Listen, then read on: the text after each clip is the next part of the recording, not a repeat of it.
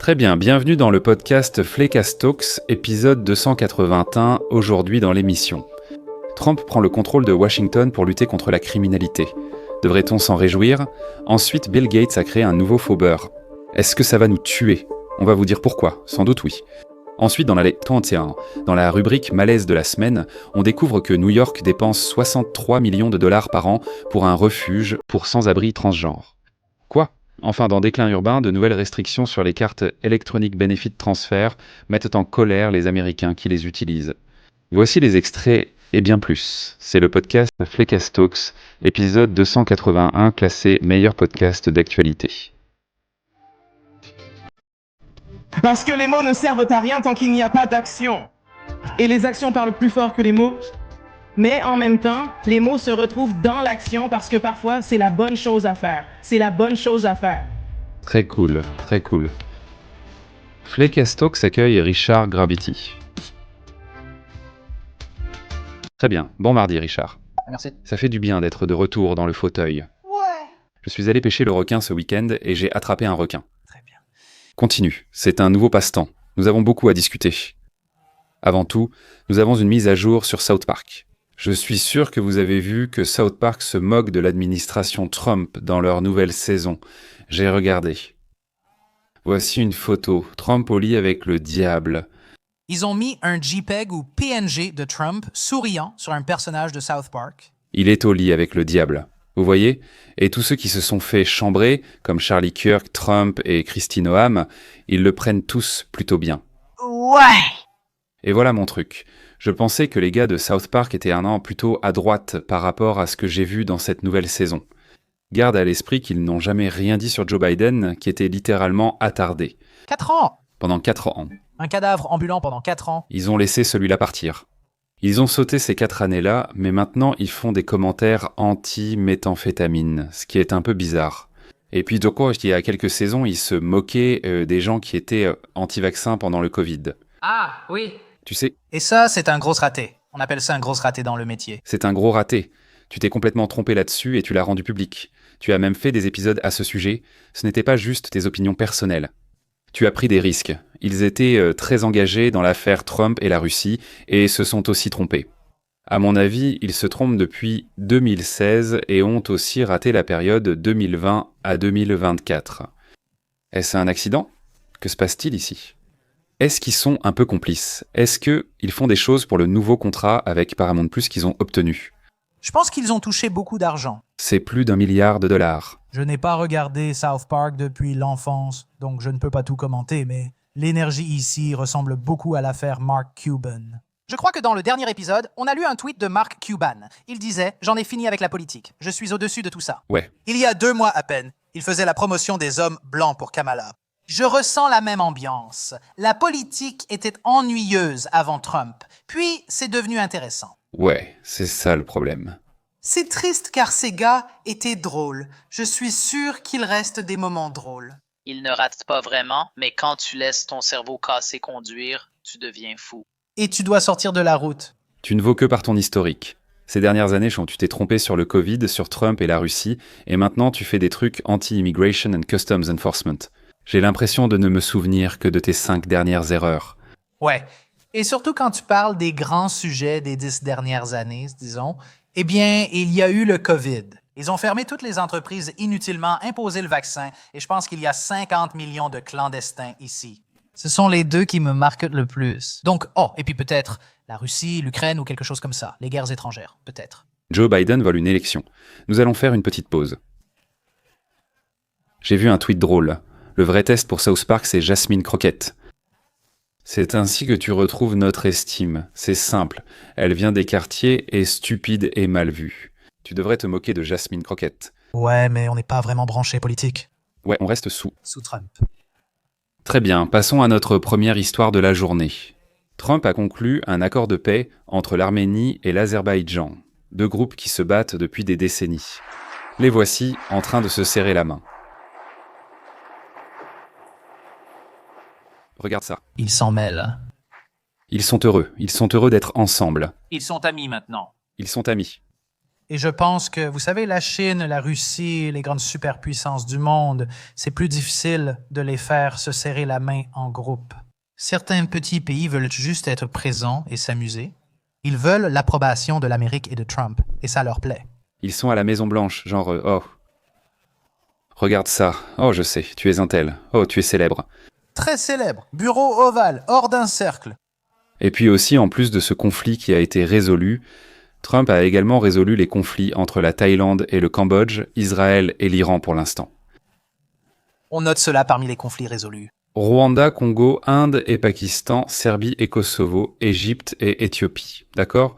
C'est un président en temps de paix, il aime la paix, c'est un bon progrès. N'oubliez pas cela. Les guerres commerciales ne sont pas de vraies guerres. Oui. Et on est en train de conclure un peu aussi avec l'Inde, d'ailleurs. Il s'en sort bien aussi sur le front de la guerre commerciale. Et puis, dans la société en général, n'oubliez pas que Colbert a été viré. Joy Reid a été viré. Jim Acosta et Howard Stern ont été virés. Chuck Todd est parti. L'United States Agency for International Development et Public Broadcasting Service ont perdu leur financement. NPR manque de fonds et Rachel Maddow a vu son salaire baisser. Donc, les choses vont bien du côté des médias de gauche de notre point de vue. D'accord, c'est juste. Oui, c'est agréable de pouvoir énumérer quelques réussites au milieu du pessimisme que nous avons connu récemment. Exactement, j'essaie de rester optimiste. Voilà. Ce prochain sujet pourrait aussi être une sorte de bonne nouvelle. Les listes électorales de l'État de Washington sont en train d'être refaites. Peux-tu lire ce titre, s'il te plaît ? Oui, à la dernière minute. L'État de Washington recense 700 000 électeurs inscrits sans numéro de sécurité sociale. Cela correspond à près de 20% de l'électorat. Il manipule les élections depuis longtemps. C'est son éditorial. Et cela était basé sur une vidéo YouTube qui disait en gros qu'un électeur inscrit sur 7 dans l'État de Washington est illégal selon la loi fédérale. Et le chiffre pourrait en fait être encore pire. J'ai regardé cette vidéo et le gars a essentiellement récupéré des données pour la majorité des comtés et a constaté des résultats similaires partout. Et cela enfreint les règles de plusieurs décrets exécutifs que Donald Trump a signés ainsi que du Safeguard American Voter Eligibility Act, qui n'a pas encore été adopté. Oui, il semble que l'État de Washington permette de voter en présentant une pièce d'identité ou un permis de conduire plutôt qu'un numéro de sécurité sociale. Donc ça devient un peu louche, évidemment. Et beaucoup de gens disent bon que l'Oregon et l'État de Washington seraient plutôt républicains s'il n'y avait pas toute cette fraude présumée. D'accord, oui, je peux le voir. Encore une fois, c'est un exemple d'un État tenu en otage par Portland ou Seattle. Il y a aussi tous ces gars dans l'Idaho qui se demandent « C'est quoi ce bordel ?» Ouais, Qu'est-ce qui se passe? retenus captifs par des personnes grosses et non-binaires. Ouais. C'est une histoire vieille comme le monde, ou au moins comme 2015. Mais, Ils veulent aussi supprimer le vote par correspondance. d'accord, cool. Donc ça s'annonce bien du côté du Nord-Ouest Pacifique.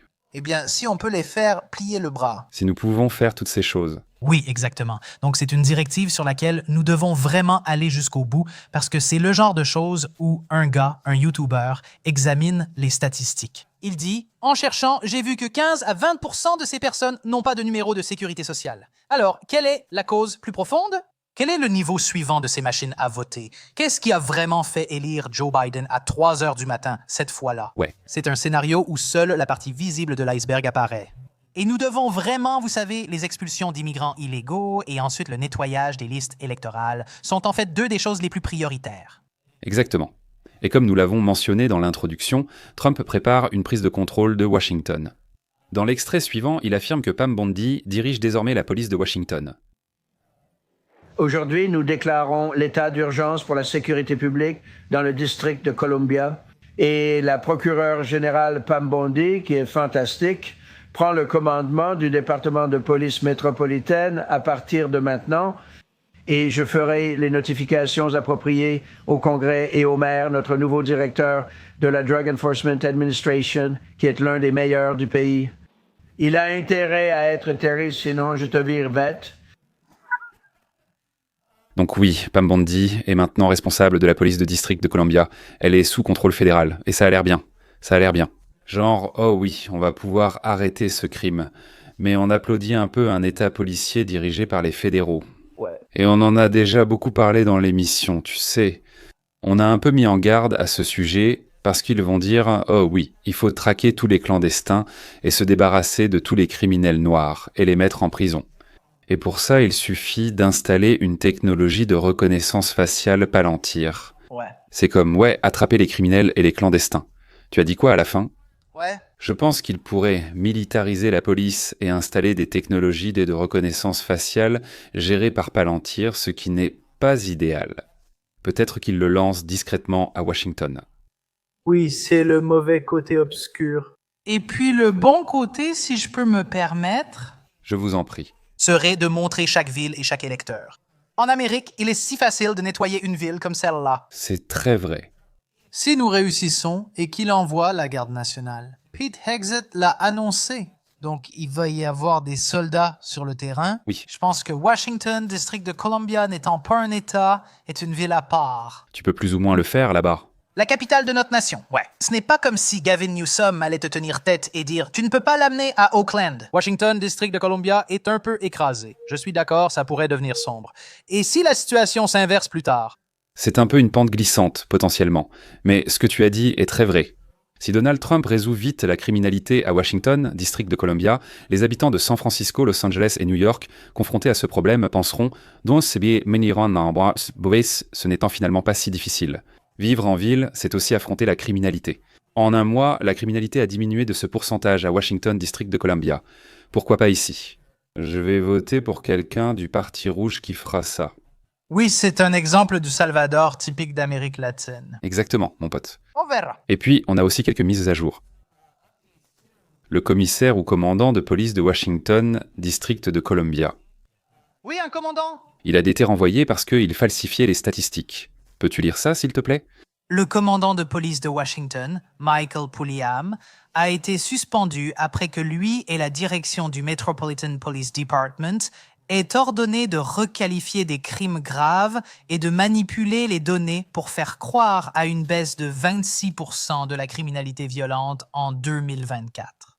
Donc, ils truquent les chiffres. Et ce commandant affirme que cela venait d'en haut. On leur a dit de faire ça.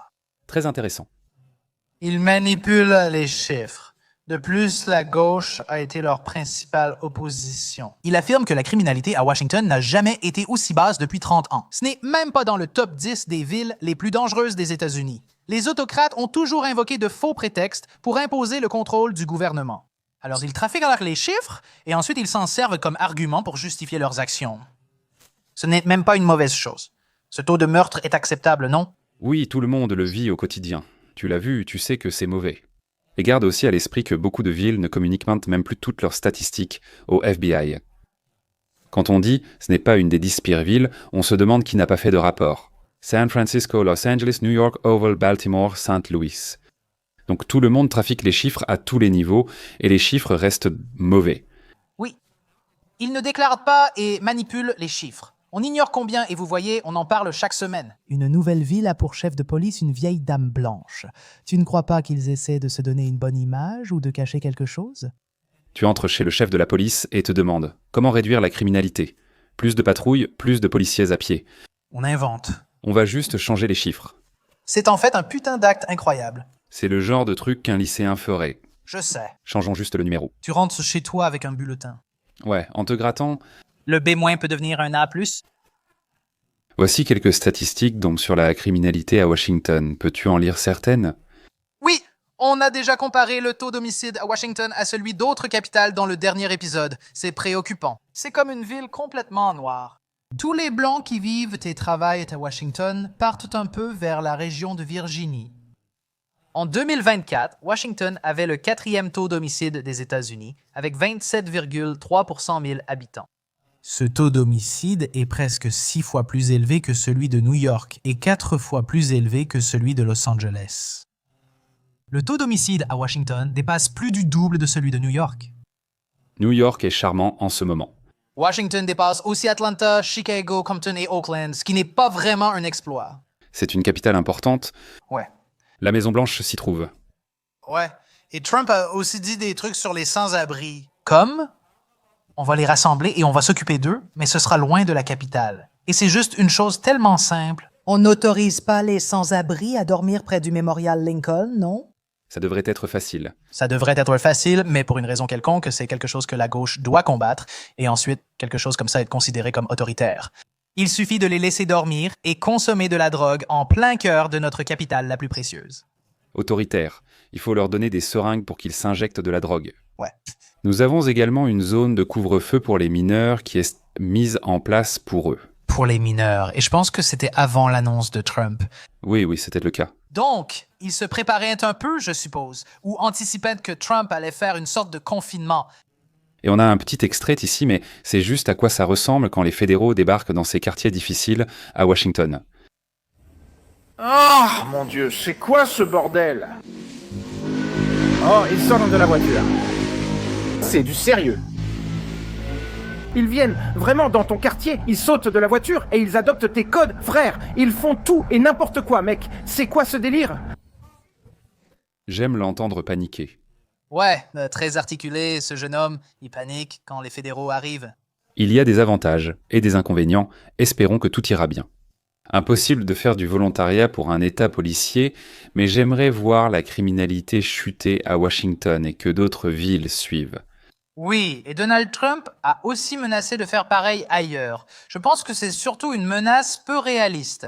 Je pense que le pouvoir du président concernant la capitale est bien plus important que ce qu'il serait ailleurs. Placer la police sous l'autorité de Pam Bondi est simple, mais ce n'est pas possible à Los Angeles. Oui. Mais l'autre chose, c'est que j'aimerais voir, par exemple, plus d'agents du Bureau of Alcohol, Tobacco, Firearms and Explosives dans certaines de ces villes ravagées par la violence, dans les quartiers où les gens ont un Glock avec un sélecteur qui le rend automatique.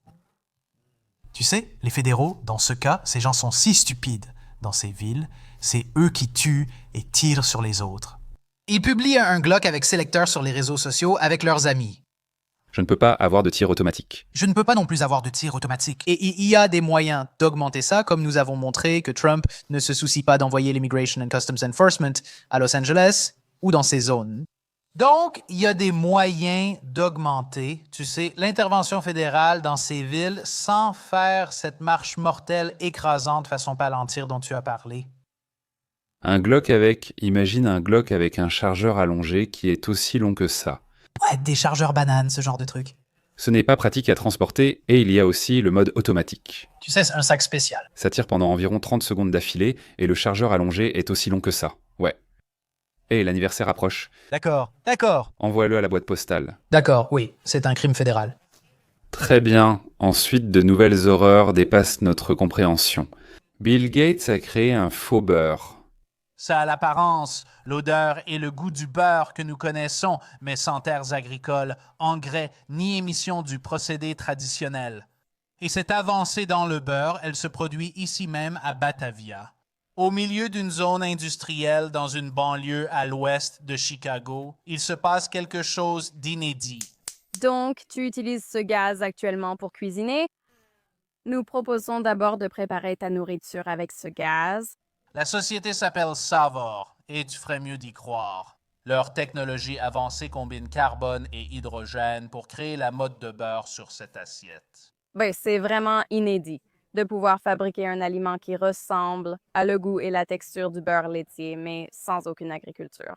Et sans longue liste d'ingrédients que la plupart des gens ne peuvent pas prononcer.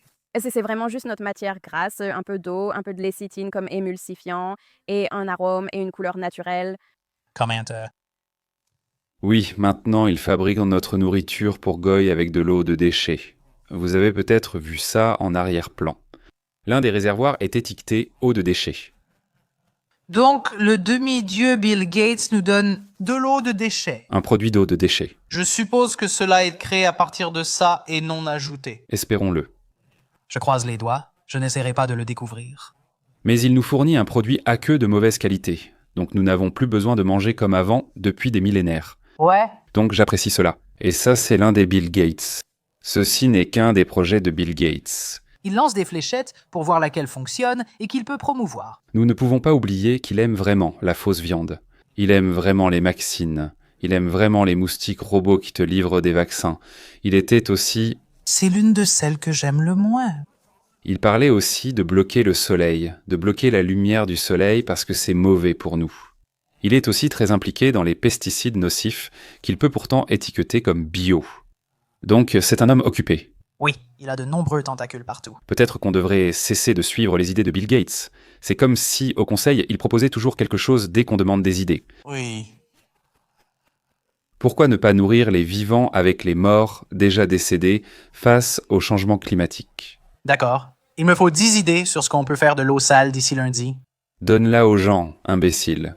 Ouais, mec, et donc je ne sais pas. C'est difficile de détester quand on ne connaît pas les mécanismes scientifiques. Je n'ai juste pas l'impression que ce soit nécessaire. Et il parle de aucune des émissions ou aucune des terres agricoles que Bill Gates possède apparemment aussi.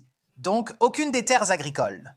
Mais si tu y penses, le beurre, c'est du lait, du sel et tu le fouettes.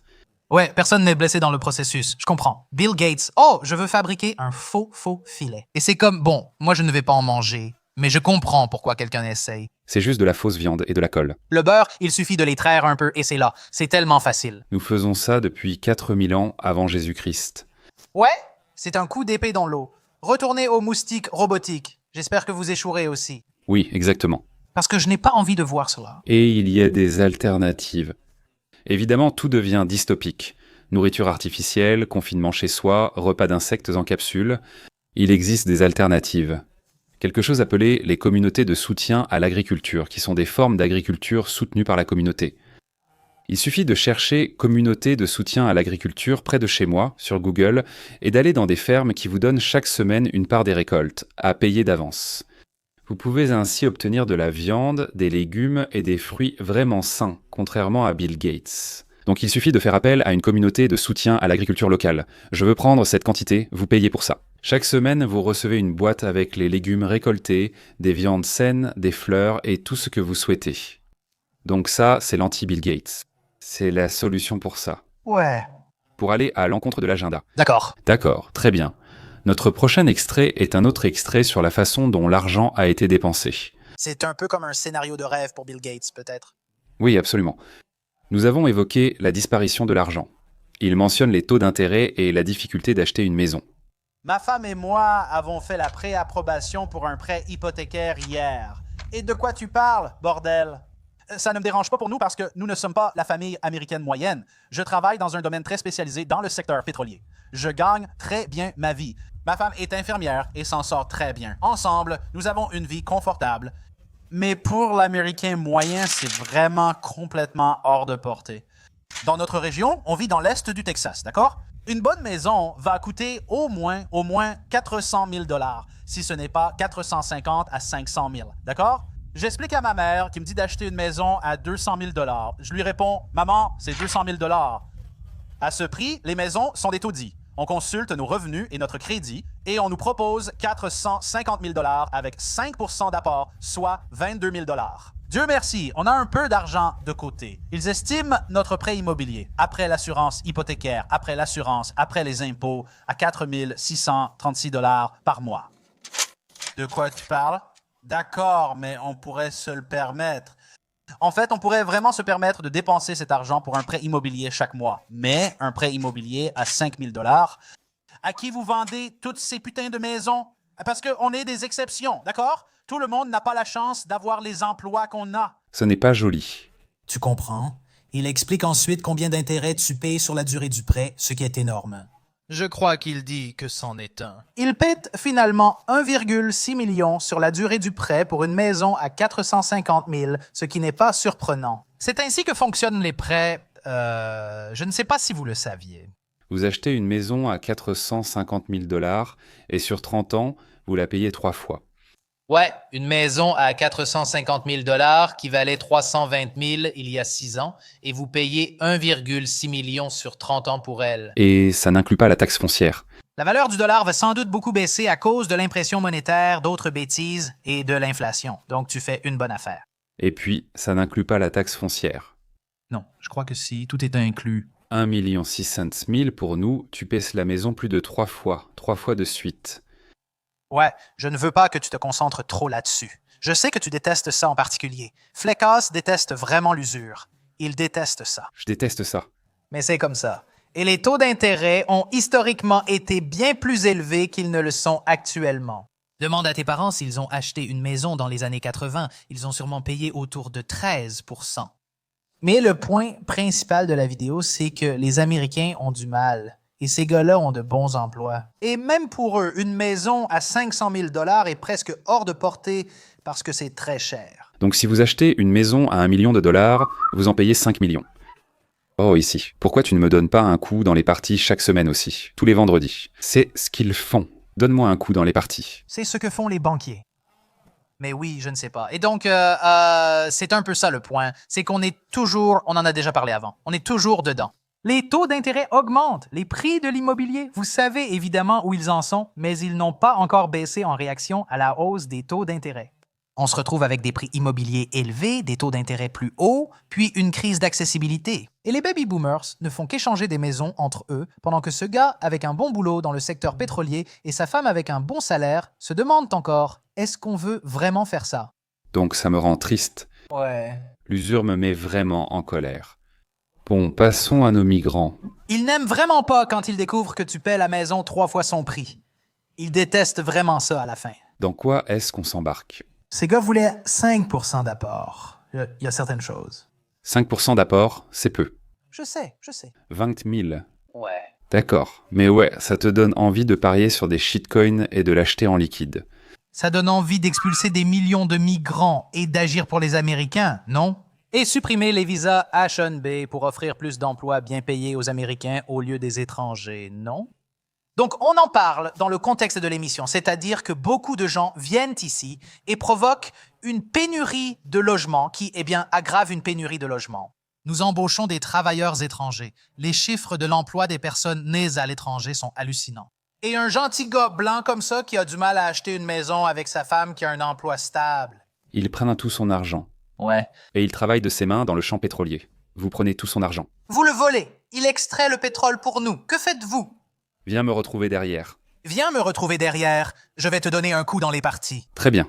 Passons à la presse avec une section sur les migrants qui ne plaira à personne. Ouais. D'abord, je veux commencer par un tweet de Mimétique Sisyphe, puis une de mes histoires. Il a dit « Je suis allé faire une randonnée dans un petit parc d'État, des Américains avec des enceintes Bluetooth et des conversations en espagnol. Il m'est arrivé quelque chose de semblable. Je suis allé à Fort de Soto où j'ai pêché ce requin que je vous ai montré. J'étais à la plage, mais il pleuvait, alors j'attends dans ma voiture que la pluie cesse car il tombe des cordes. Je me dis, quand la pluie sera légère, j'irai à la plage. La pluie devient légère. Je sors de ma voiture avec mes affaires, canons à pêche comprises. Je sors de ma voiture avec toutes mes affaires, les cannes à pêche, et je vais attraper un requin. J'arrive à la plage et tout le monde est hispanique. Qu'est-ce qui s'est passé? Avec des enceintes Bluetooth, ils me regardent tous. Et moi, je suis le seul gars blanc. Et puis, littéralement, chaque personne que je vois est hispanique. Ouais, en fait, c'est 60 millions. Et je suis retourné à ma voiture, j'ai conduit vers un endroit plus... Isolé? Un endroit isolé et j'ai pêché là-bas. Mais tout le monde à la plage était putain d'hispanique. Et ils étaient assis sous la pluie. Tu es assis sous l'averse, sous la pluie. Ouais, ils la veulent plus que les Américains. Ils veulent cette plage plus que les Américains. Je pensais que ça allait être vide parce qu'il pleuvait à verse. J'arrive et la plage est pleine. Qu'est-ce que vous faisiez avant que j'arrive? C'était un de vraies personnes, c'est demain, hein? Je pense que le chiffre est plus élevé. Autour de 60 ou 70 millions d'illégaux.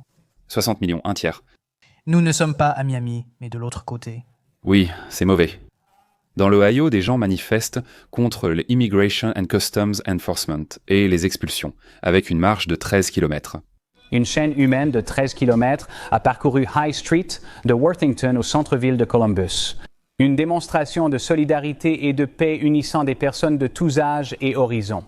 Merci d'être avec nous sur NBC 4 à 18 heures. Je suis Kyle Bichet. Oui, on comprend. 8 miles de long. 8 miles de long. Il a dit « connecter tous les âges ». Mais je n'ai vu que des baby boomers. Tout ce que j'ai vu, c'était de vieux blancs qui se sentaient bien d'eux-mêmes pour avoir manifesté contre l'Immigration and Customs Enforcement à Columbus, dans l'Ohio. Après que, littéralement, les baby boomers aient fait de sort laisser le pays partir à la dérive.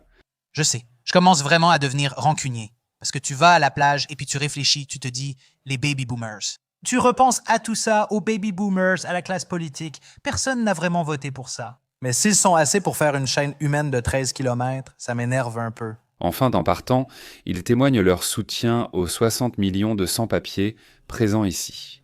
Faire don de mon héritage à la Société protectrice des animaux. Ou à une association ridicule en partant. Ouais. Donne le pays. J'ai vu un tweet que j'ai adoré. C'est le gars qui s'oppose et tient tête. C'est une peinture photo de Norman Rockwell, et il dit « Je me fiche qu'ils veuillent une vie meilleure ».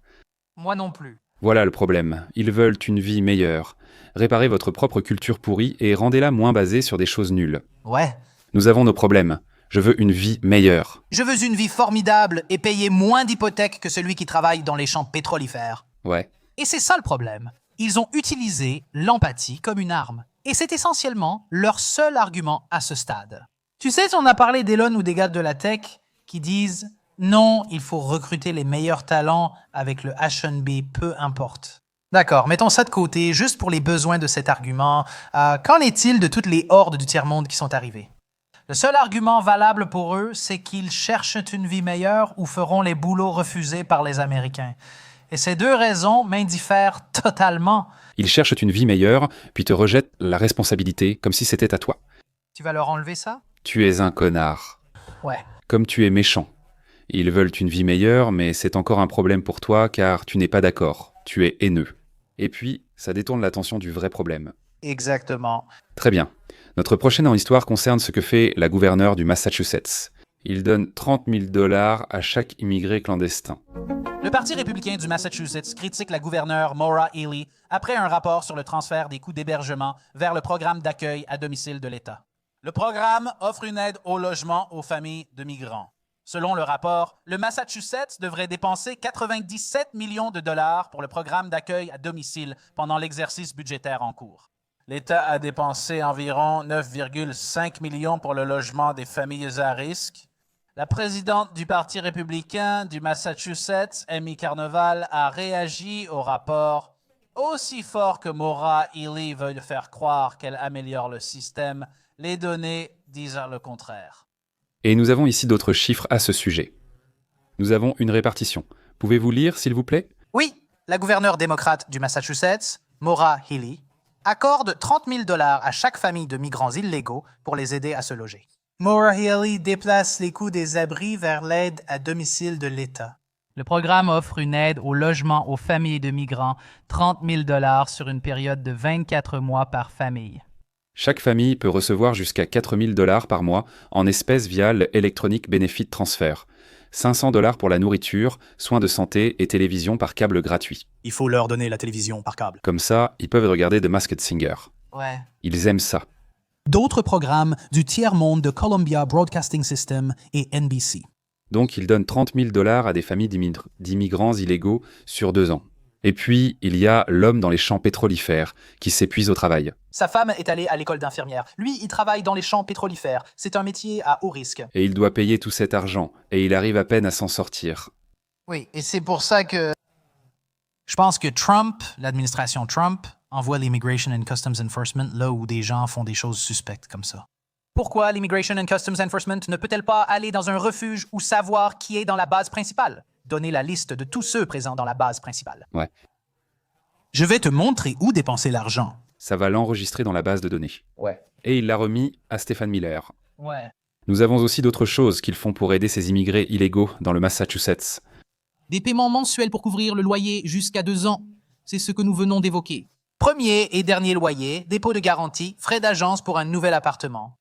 Incitation pour les propriétaires. Le domicile principal peut servir à verser aux propriétaires des primes équivalentes à 1 mois de loyer.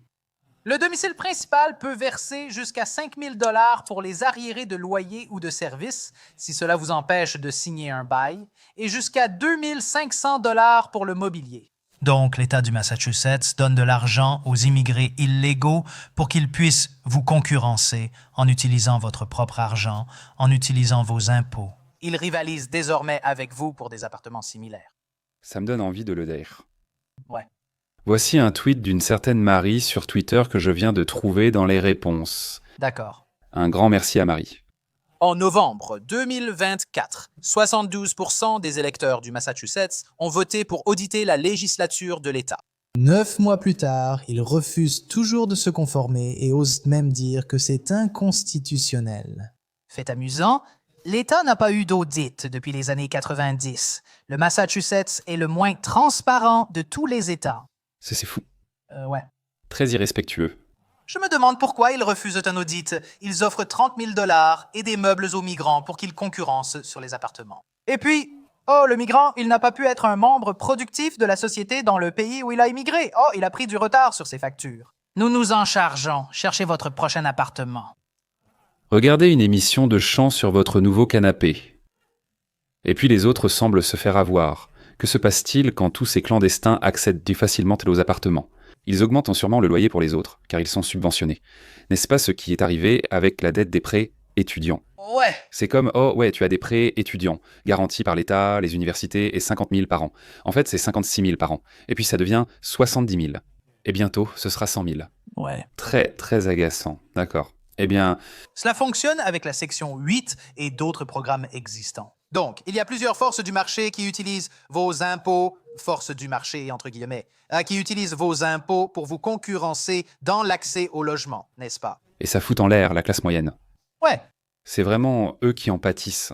Ouais, les riches s'en sortent bien. Les riches s'en sortent le bien, les pauvres sont aidés. Si tu es moyen, mieux vaut être pauvre et en profiter gratuitement. Ouais. Très bien, allons à l'étranger, au Royaume-Uni. Nous avons quelques mises à jour ici. Ceci est une scène, je ne sais pas si c'est à Londres. C'est quelque part au Royaume-Uni.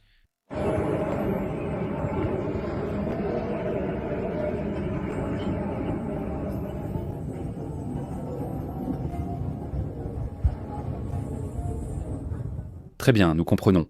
Ce sont tous ces musulmans dans les rues. Et il y a aussi des drapeaux arc-en-ciel accrochés parce que la marche des fiertés a eu lieu récemment. J'ai vu ça.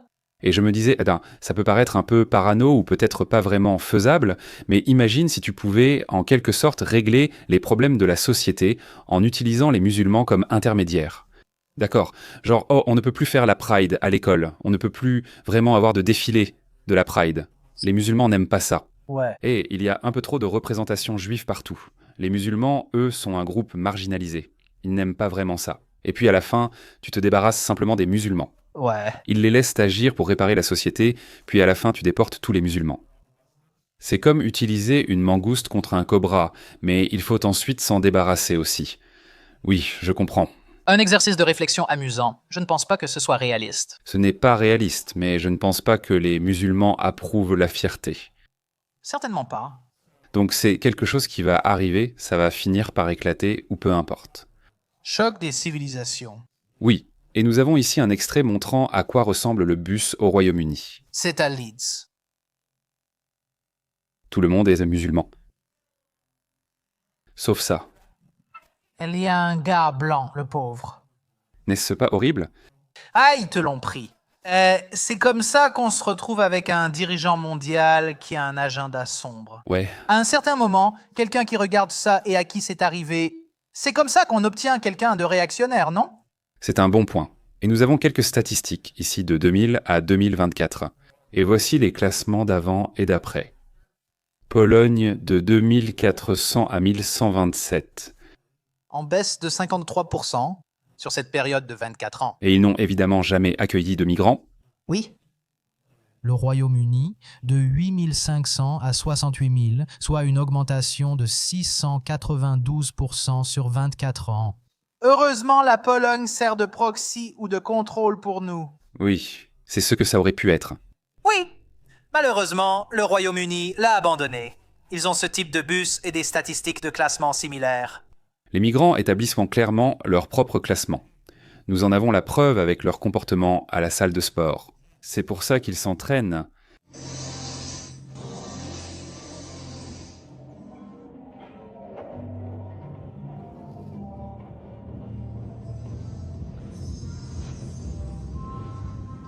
Ils s'entraînent. Oui. Et c'est drôle, mais ce n'est pas drôle parce que c'est très sérieux. Et tu viens de voir les chiffres. Il y a une fille à côté de lui. Tu penses que les gens sont à l'aise? Il doit sûrement se sentir mauvais. Oh! Il continue de la regarder! Il continue de la regarder si tu continues de regarder! Il continue de la regarder et il fait une autre série. Incroyable. Et il ne met pas de déodorant. Il sent mauvais. Même s'il en met, ça passe à travers et il sent quand même. Il a cette chemise sale. Il sent vraiment mauvais. Pour être honnête. Ce n'est pas pour t'afficher à l'antenne. Mais si je ne sens pas très bon, Il pue la merde. Il sent bien pire que moi. D'accord, oui, bien sûr. C'est toujours vrai. Très bien. Dernier extrait de migrant. Nous avons un migrant nu dans le bus au Royaume-Uni et ensuite quelques gars s'en occupent. Son pantalon baissé, juste une journée normale. Des femmes et des enfants. Hé, tu dois descendre du train, mon pote. Dégage, dégage, dégage. Que veux-tu dire par dégage? Dégage. Tu dois foutre le camp du train, mec. Il y a des gamins ici. On est dans le train. Remonte ton putain de pantalon. Remonte ton putain de pantalon, mec. Maintenant.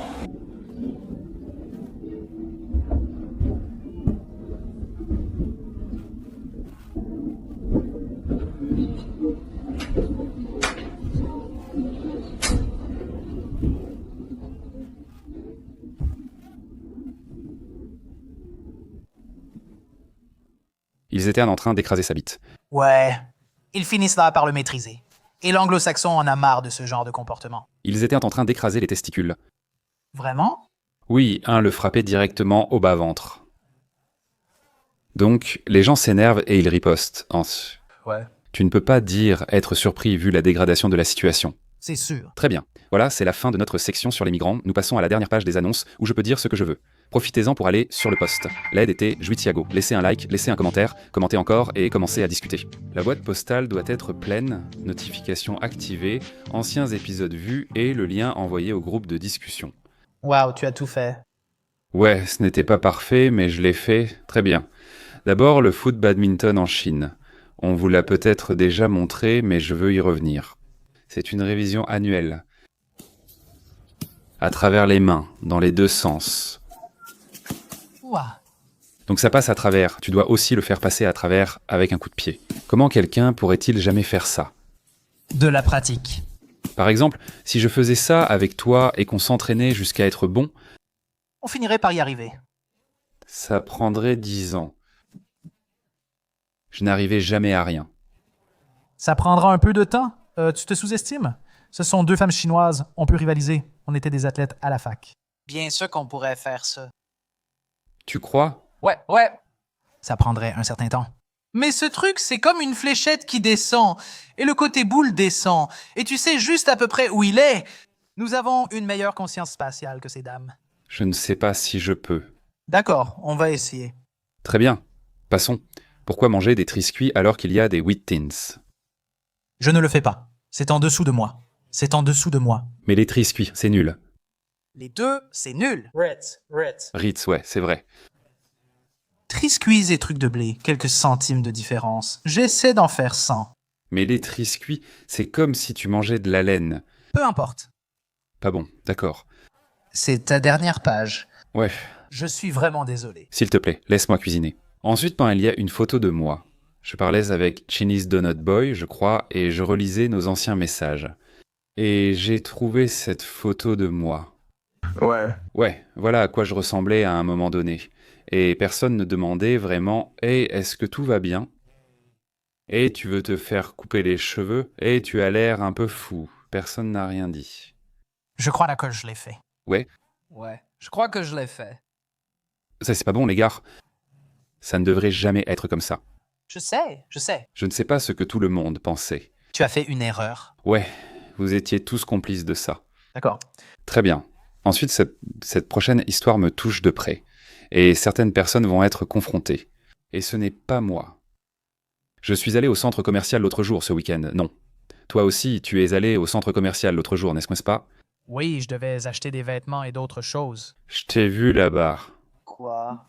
Et je t'ai vu. Et tu n'as pas dit bonjour. Et j'ai vu avec qui tu étais. Ah ouais. Et j'ai vu ce que tu as fait et je l'ai filmé. D'accord, jouons là. Toi et Rob, vous vous embrassez. Moi à droite, Rob à gauche. Merci. Et puis plus tard, vous ne le cachiez même plus dans le studio du podcast. Oh non! Qu'est-ce que tu fais? C'est donc à ça que tu occupes ton temps. Tu passes ton temps à pêcher des requins et à créer de l'intelligence artificielle. Tu tapes deux mecs qui s'embrassent. Voilà les images des deux mecs. Je vais jouer à la poupée. C'est ça que tu fais. Et parfois, l'intelligence artificielle a des standards, du genre « Nous ne pouvons pas créer une image trompeuse qui pourrait nuire à la crédibilité ou à la réputation de quelqu'un. » On dirait un ordinateur, c'est idiot. Je fais par exemple en sorte que ces deux gars se saluent en s'embrassant sur la joue, comme en Europe. Donc j'essaye de tromper l'intelligence artificielle. Porte arrière. Je refuse à cause des risques pour ma réputation. Non, c'est mon ami. S'il te plaît, fais-le, c'est pour une blague. Tu supplies l'intelligence artificielle de faire ton pari gay de la dernière page du ménage. Mais oui, c'est ce que je fais en ce moment. D'accord. Tu sais, c'est bon à savoir. Je vais pêcher des requins. Je fais des vidéos sur l'intelligence artificielle. Je m'abonne à des services qu'on sent comme Paramount+. C'est inactif des mois entiers, jusqu'à la prochaine saison de South Power. Et puis je me dis, hey, j'ai déjà ça. J'ai déjà ça et Peacock. Je profite de mon abonnement Paramount. Je ne me souviens pas avoir utilisé Peacock. Pourquoi l'ai-je acheté? Pour un match de foot un jeudi soir. C'était ce match de football du jeudi soir de pré-saison. Voilà 18 mois que je me fais prélever. Super. Mauvais.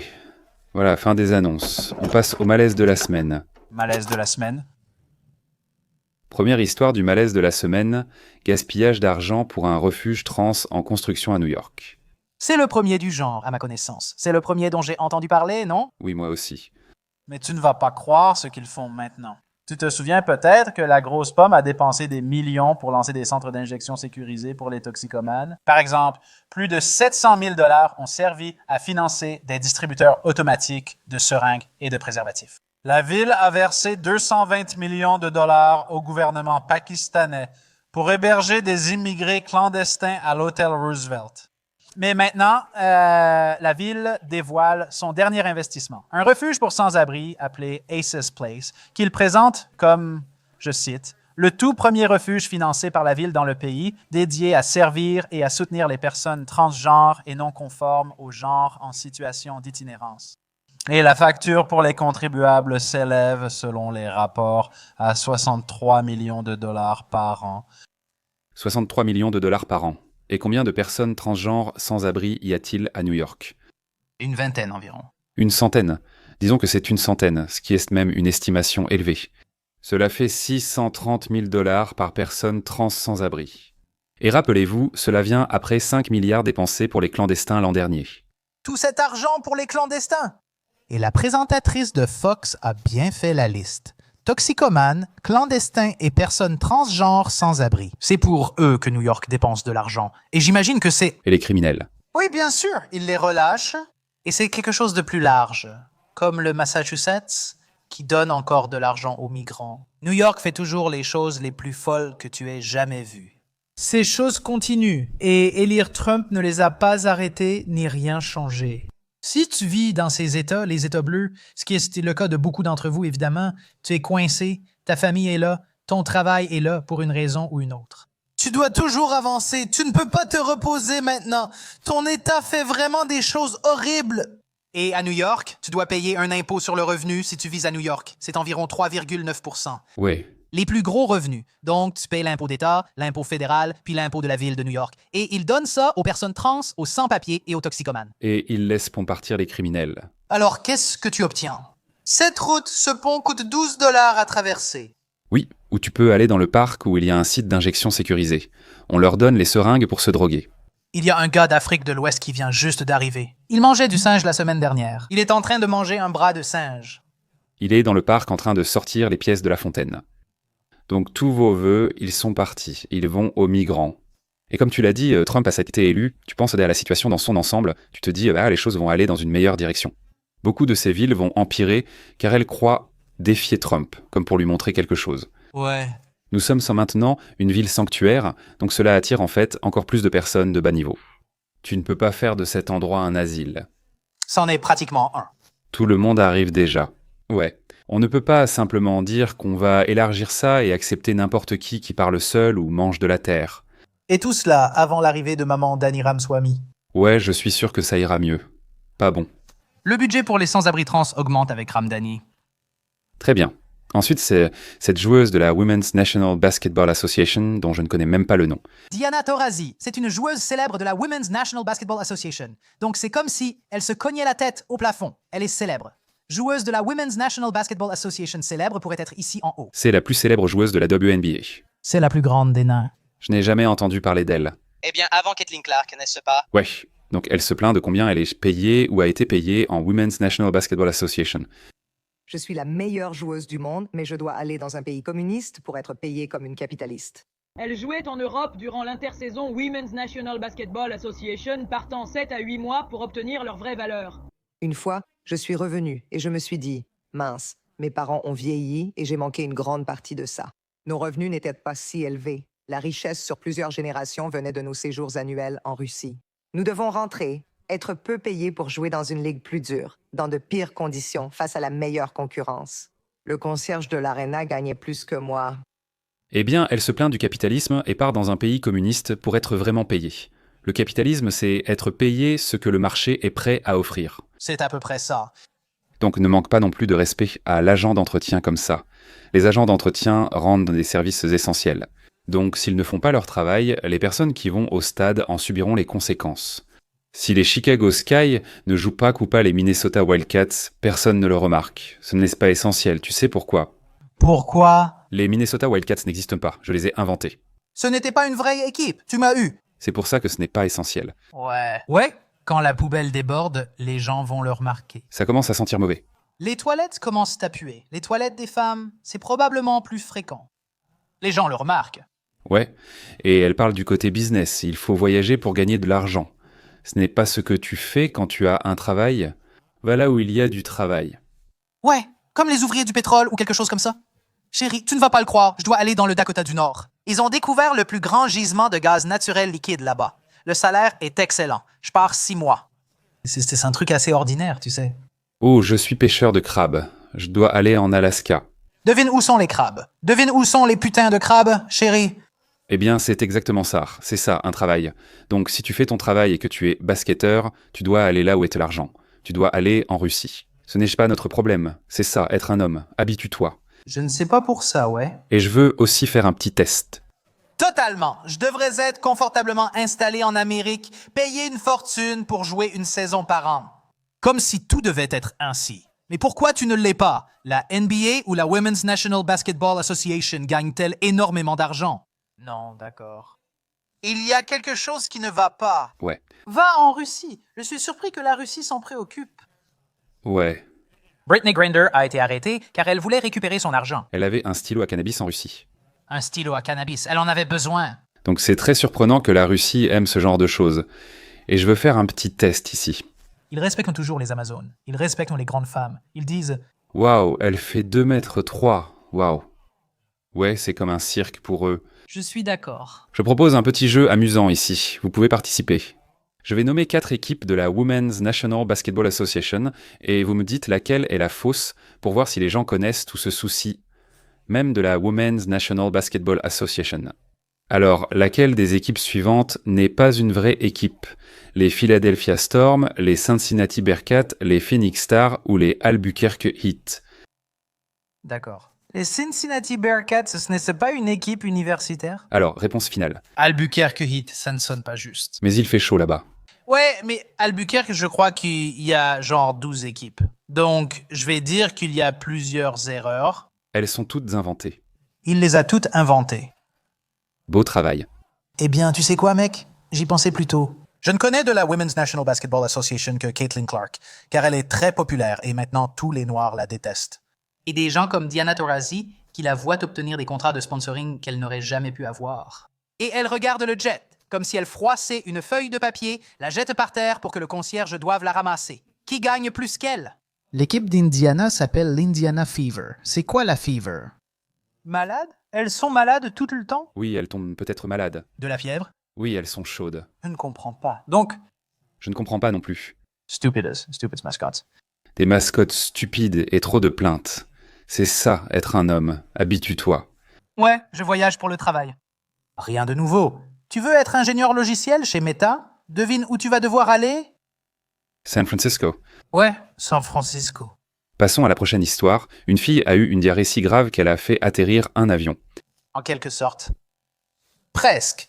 J'ai eu une diarrhée terrible dans un avion, obligeant l'atterrissage et l'annulation du vol. Et donc, elle partage cette information publiquement. Sur la photo, c'est elle et puis les toilettes d'un avion standard. Il donne le contexte. Que s'est-il passé? Oui. Un vol de United Airlines a obligé la compagnie à annuler un décollage pour que les spécialistes en matière dangereuse puissent nettoyer son énorme débordement. J'ai réussi seul à faire annuler un vol au départ d'Indianapolis, a-t-elle confié sur TikTok. Pourquoi est-ce que c'est là-dedans? Juste parce que c'est dégoûtant et qu'elle l'admet ouvertement. Eh bien, cela montre simplement que nous adoptons la culture indienne. Oh, d'accord. Très bien, très bien. Qui pourrait ne pas parler de ça?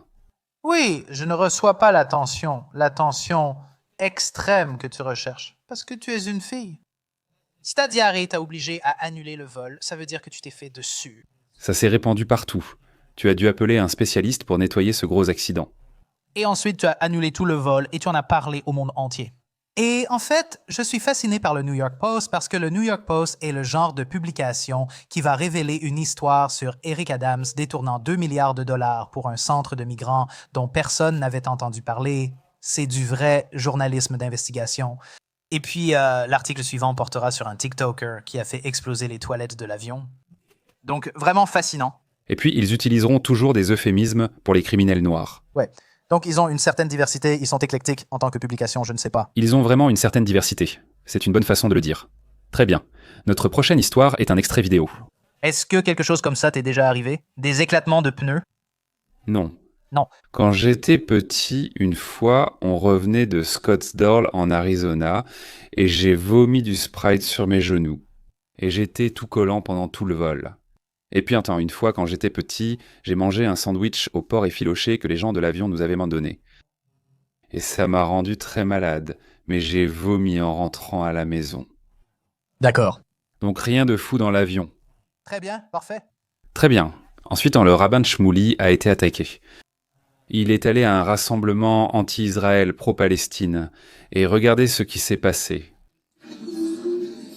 Nous serons libres, nous serons libres. Bien sûr, du Hamas, d'un génocide du monde. Nous serons libres. Je suis américain, mais ce n'est pas grave, je suis juif. Elle sera libérée du Hamas. Qu'est-ce qui t'est arrivé? Tu vas t'enfuir. Oh, tu vas nous tuer? Tu vas t'enfuir. Tu vas gazer tous les juifs? Tu vas t'enfuir. Le gars dit « S'il te plaît, pars ». L'autre répond « Tu vas tuer ou gazer tous les juifs. S'il te plaît, va-t'en. Tu vas gazer tous les juifs. » C'est l'exemple parfait de l'absence de solution. Il n'y aura jamais de solution car il dit « S'il te plaît, va-t'en, tu vas gazer tous les juifs. » De 0 à 1000 en une fraction de seconde. Donc personne ne cherchait vraiment à entendre l'autre version. Et puis avançons d'environ 20 secondes et il se fait donner un petit coup de pied par quelqu'un, rien de grave. Je ne suis pas pour la violence, mais que quelqu'un lui donne un coup de pied et regarde sa réaction. Tu m'as donné un coup de pied? Appelez la police.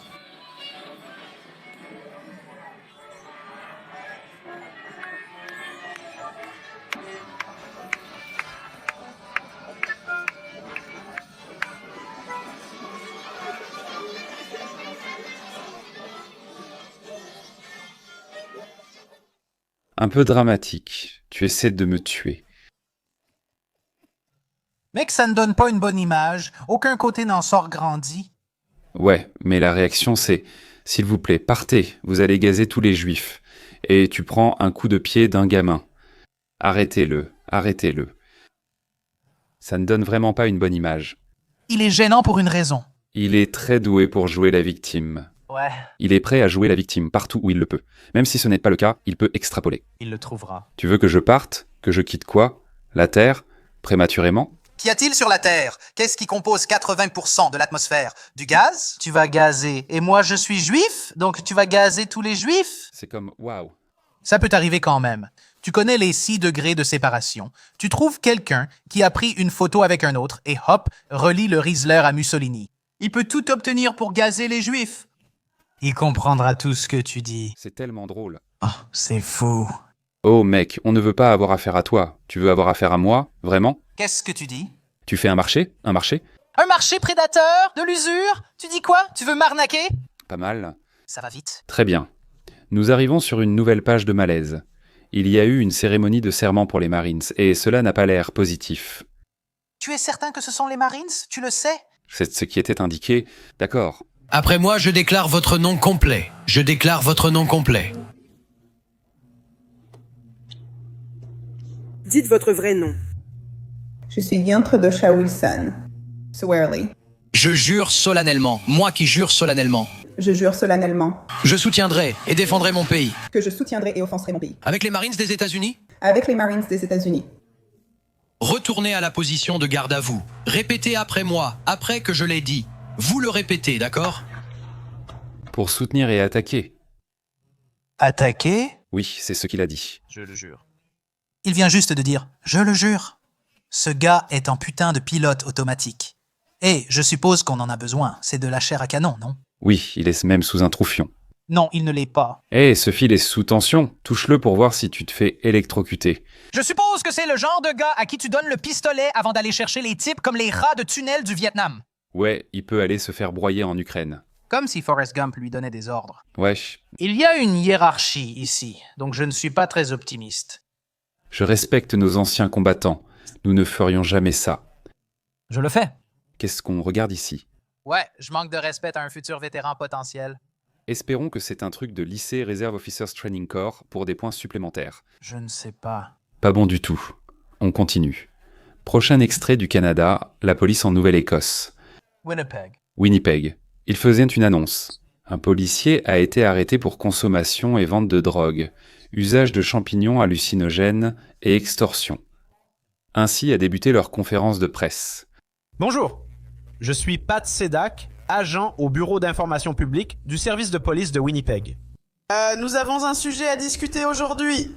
Mais avant cela, j'aimerais reconnaître que nous sommes sur le territoire du traité numéro 1, la terre d'origine et traditionnelle des peuples Anishinaabe, Ojibwe, Ininiu, Cri et Dakota, et dans la patrie nationale des Métis de la Rivière-Rouge. Notre eau potable vient du lac Shoal, Première Nation sur le territoire du traité numéro 3. J'invite le chef Bowers à la tribune pour les remarques d'ouverture. C'était tout son travail. Il arrive d'abord, explore le territoire où il remercie aujourd'hui pour l'eau potable. Le lac a été créé par les Indiens. Je ne pense pas qu'ils aient fait quoi que ce soit. Il agit comme un chauffeur de salle, comme lors d'un spectacle comique ou d'une première partie. Et tout ce qu'il fait, c'est parler des Amérindiens d'il y a des centaines d'années. Tu pourrais savoir un panneau, tu vois? Un simple panneau suffit. Pas besoin que quelqu'un vienne le faire. Et puis, évidemment, toute cette histoire de reconnaissance des terres est tellement stupide. C'est juste du pur signalement de vertu ou peu importe. Imagine vraiment donner des conseils. Combien de conférences de presse la police tient-elle par an? Pas vraiment, seulement les affaires principales. Dans ce cas précis, un flic qui était corrompu. Mais imagine, t'es à ce pupitre et tu vas parler, tu vas juste énumérer toutes les tribus au lieu de dire « Hey les gars, il fait vraiment chaud. » Assurez-vous d'apporter des bouteilles d'eau. Nous avons eu quelques cas de coups de chaleur récemment. Il y a eu une augmentation des vols de catalyseurs. Donc, assurez-vous de garer votre voiture à l'intérieur dans votre garage. Soyez attentif aux rôdeurs suspects la nuit. Comme plusieurs éléments sur lesquels vous pourriez alerter, surveiller la communauté. Et au lieu de ça, tu débites une putain de liste stupide de tribus disparues. Ça me sidère. Ça me sidère. Mais c'est bien ce qu'ils font au Canada, non? Wesh. Ouais, et ce type faisait du chantage. Il prenait des photos avec des femmes mortes en sous-vêtements. C'était un sacré malade. Avant d'en arriver là, il y a 300 ans. Il parcourait en ces terres, mangeant des bisons et attrapait dans des castors ou peu importe. Tu bois l'eau de ce lac? Merci. Autre chose? Tellement mauvais. Ouais. Très bien. Notre dernier moment gênant est différent. Il s'agit de bris de nuque et de coups de tête. D'accord. Si vous êtes sensible, évitez cette section. Il y a seulement 2 extraits. Ce gars a gagné une course National Association for Stock Car Auto Racing. Voyez ce qui lui est arrivé. 7 victoires en carrière. En route vers la victoire à Mobile, Dylan. Il tente de monter sur la voiture où se trouve une énorme cuillère. Oh mon Dieu, il est tombé. Il s'est assommé. En fait, il va bien. Mais il s'est cassé la clavicule. Mais c'est une façon difficile de s'en sortir. Ouais. Oh, qu'est-ce qui t'est arrivé? Tu es à l'hôpital? Oh, je suis pilote de course. Oh, tu as eu un accident à 250 miles à l'heure? Non, j'ai glissé en sortant de la voiture après avoir fêté une victoire. Ouais, j'essayais de boire une bière. Je venais de gagner 500 000 ou quelque chose comme ça. Tu passes du sommet au fond très vite si tu tombes. Ouais, ce n'était pas bien. Que ça serve de leçon à vous tous, les gars. Et ça, c'est un extrait de baseball. C'est la partie où il se cogne la tête. Morts, tous sont morts. Le garde en bleu fait une crise. Ouais. Ce n'est pas joli, ça te fait grimacer. Ouais, qu'est-ce qui t'a inspiré? Un malaise physique? Ouais. Des blessures vraiment, vraiment, vraiment graves. J'en ai marre de grimacer devant les personnes de trans et lesbiennes, gays, bisexuels et transgenres. D'accord. Et les personnes grosses aussi. Et je me suis dit, hey, qu'est-ce qui te fait vraiment grimacer? Mauvaise collision. C'est un autre type de gêne. Ouais. Très bien, la gêne est terminée, place à la décadence urbaine. Très bien, le premier extrait de Décadence urbaine est la scène zombie à Philadelphie. Tout le monde est un zombie sous fentanyl. Regarde ça.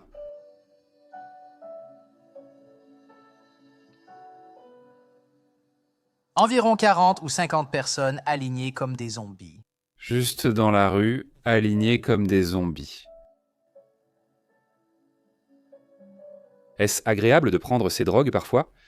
Tu ressens d'abord de l'euphorie, puis tu redescends ou tu passes directement à cet état. Je pense qu'ils font la fête. Ils aiment ça. Oui, ils font la fête mentalement sans réaliser qu'ils ont quitté leur corps. Eh bien, au moins, ils s'amusent. Mais celui-ci est fou. Je veux dire, nous avons déjà montré ça auparavant, mais je ne pense pas avoir déjà vu un vrai tas de zombies comme celui-là. Et tu sais, ce qui est drôle, c'est que tu pourrais les réveiller un peu. Tu sais, les gens sous fentanyl, ils se réveillent presque tout seuls en tombant. Mais si quelqu'un commençait à passer et essayait de voler leur portefeuille ou quelque chose comme ça, ce dont je suis sûr qu'ils n'ont rien de valeur, la foule de fentanyl commencerait un peu à se réveiller et à faire attention, et serait là « Hey, qu'est-ce que tu fais ici? » C'est exactement comme une scène de zombies. Et là, tu vis un scénario de zombies. Qu'est-ce qui change par rapport à de vrais zombies ? Rien. Rien. Eh bien, tu ne comprends pas, tu pourrais attraper l'hépatite. Tu ne deviens pas un zombie ou accro au fentanyl, mais tu attrapes une autre maladie s'ils te mordent. Peut-être bientôt. Oui, ils trouveront peut-être un moyen de te transformer en zombie. Bill Gates y travaille. Ouais, très bien. Ensuite, quelques mises à jour sur l'Electronic Benefit Transfer. Des restrictions récentes ont mécontenté les gens. Cette vidéo montre des chariots abandonnés car les gens, découvrant que leur Electronic Benefit Transfer ne fonctionne plus comme avant à la caisse, les laissent sur place. Oui, ce sont des clients qui ont laissé leur chariot hier à cause du gel des bons alimentaires dans l'État. Et nous avons parlé un peu du gel des bons alimentaires, comment différents États le mettent en place à des moments différents. Voici quelques premiers effets de cette mesure. Je ne sais même pas dans quel état cela a eu lieu. J'ai essayé de le savoir, mais croyez-le ou non, ceux qui touchent des bons alimentaires ne partagent pas leur localisation ni leur position. Je sais que plusieurs États de droite et même certains de gauche l'ont déjà suspendu, et les gens commencent à le réaliser. Ils ne se tiennent pas à jour à ce sujet. Oui. Oui, ils ne font pas beaucoup de planification, croyez-le ou non. Les clients Electronic Benefit Transfer. Ils le découvrent quand ils arrivent à la caisse. Exactement. Le chariot rempli d'articles qu'ils voulaient en gratuit. Et ici, nous avons une vidéo de cela. Une femme se rend compte que les tickets alimentaires Electronic Benefit Transfer ne fonctionnent plus sur beaucoup de ses produits préférés.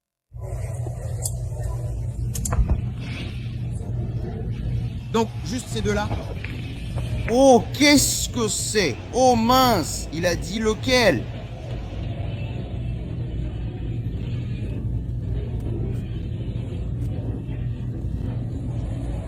Oh mon Dieu, c'est fou, même pas le jus. Le jus? Ouais, non?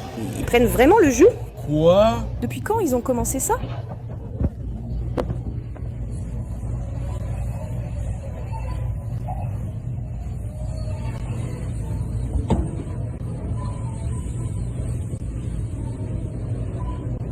C'est 67,51.